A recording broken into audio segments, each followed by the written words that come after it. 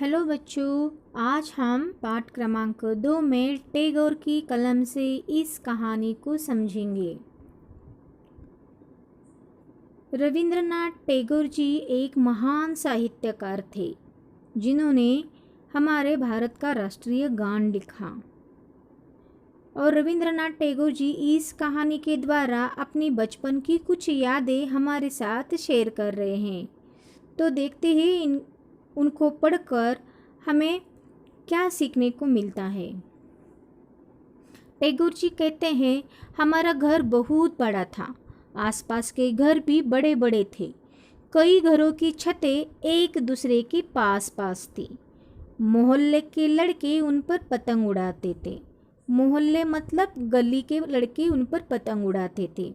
रंग बिरंगी पतंगें उड़ती हुई बहुत अच्छी लगती थी और पतंगों के साथ साथ उड़ते पंछी मुझे बहुत भाते थे। भाना मतलब अच्छा लगना।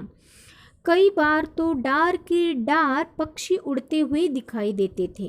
डार के डार का मतलब है झुंड के झुंड।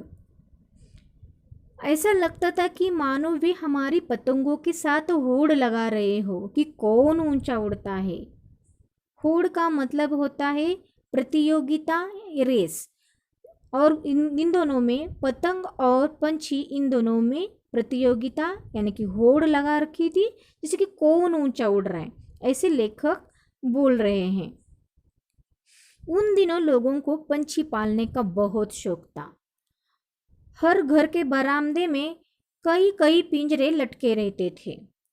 पिंजरों में रंग बिरंगी चिड़िया चीखती चिल्लाती पंख फड़फड़ाती रहती थी। उनकी आवाज़ों से मेरा मन दुखी हो जाता था। मुझे विस्तृत नीले आकाश में उड़ते हुए पक्षी अच्छे लगते थे। विस्तृत मतलब फैला हुआ नीला आकाश, और उसमें उड़ते हुए पंछी लेखक को बहुत अच्छे लगते थे। लेकिन उनको बंद पिंजरे में जो रंग बिरंगी चिड़िया है वो चीखती चिल्लाती बिल्कुल अच्छी नहीं लगती थी।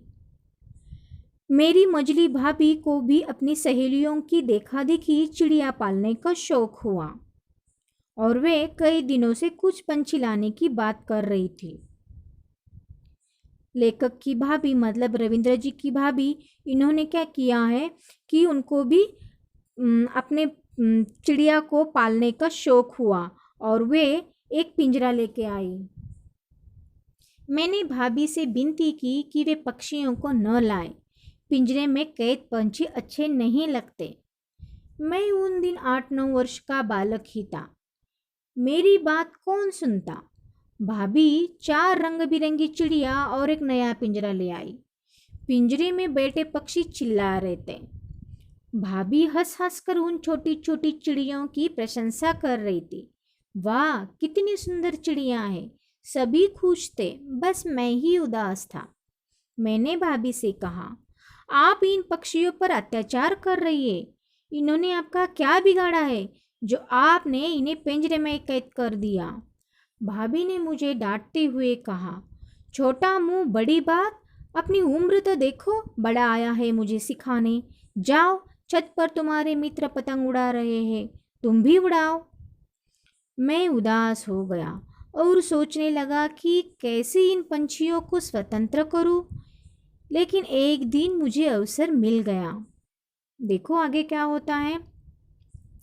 भाभी अपनी सखियों के साथ फिल्म देखने गई और मैं उनके कमरे से होकर बरामदे में गया।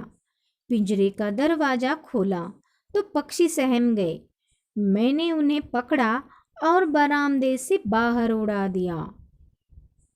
भाभी घर आई तो पिंजरा खाली देखकर बहुत झल्लाई। उन्होंने खुद तो क्रोध किया ही और परिवार के अन्य लोगों से भी मेरी शिकायत की, क्योंकि भाभी को बहुत क्रोध आया, गुस्सा आया, क्योंकि लेखक ने सब पिंजरे खाली कर दिया था, सब पंछियों को उड़ा दिया था और उन्होंने परिवार के अन्य लोगों से भी शिकायत की। सबको मेरा काम अनुचित लगा। अनुचित मतलब बिल्कुल उचित नहीं था, यानी कि अच्छा नहीं लगा, उनको बुरा लगा। अनुचित यानी बुरा। और सबने लेखक को डांटा। मैं चुपचाप सुनता रहा, क्योंकि मुझे पंछियों को आज़ाद करके बहुत खुशी हुई थी। वो खुश थे क्योंकि उन्होंने पंछियों को आज़ाद किया था। और मैं कल्पना करने लगा कि काश मैं उन पंछियों को भी आज़ाद कर पाता जो अन्य लोगों के बरामदे में लटके पिंजरों में बंद है।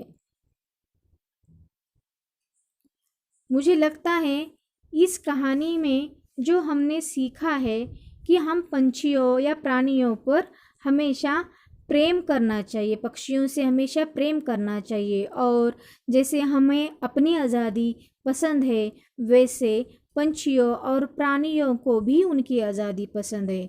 तो किसी भी पक्षी या प्राणी को कैद करके नहीं रखना चाहिए।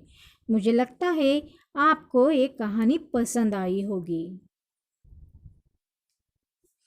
थैंक यू बच्चों।